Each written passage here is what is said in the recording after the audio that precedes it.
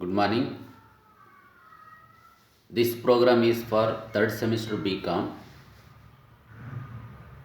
Kuempu University, and the subject is Corporate Accounting. Session is 24. The chapter for discussion is Final Accounts of Company.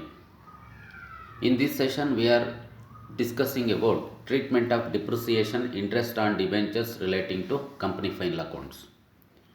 Objectives of the study is to understand the different concepts of depreciation, interest on debentures relating to company final accounts.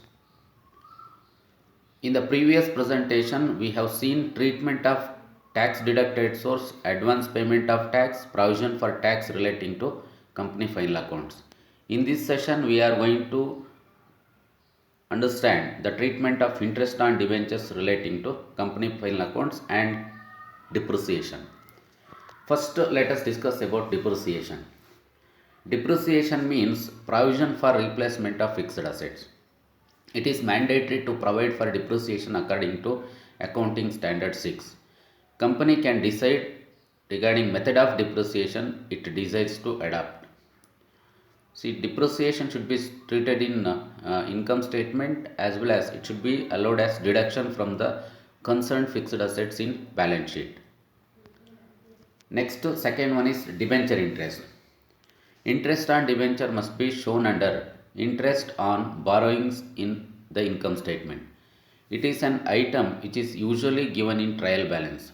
However, if interest on debenture is not given in trial balance or if the amount of interest in trial balance is less than the amount of interest payable as per terms, the balance due must be considered as outstanding interest on debenture. Such amount must be added to interest on debenture under interest on borrowings in the income statement and shown under secured loans on the liability side of the balance sheet. It is a loss and charge against profit means that it should be debited to profit and loss account. It should not. It should be noted that it is the total interest which must be debited to profit and loss account. Suppose, let us try to understand with an example. The company has issued 10% debentures of rupees 5 lakhs and the trial balance figure of debenture interest is 25,000. What it means is that debenture interest is outstanding rupees 25,000 calculated as follows.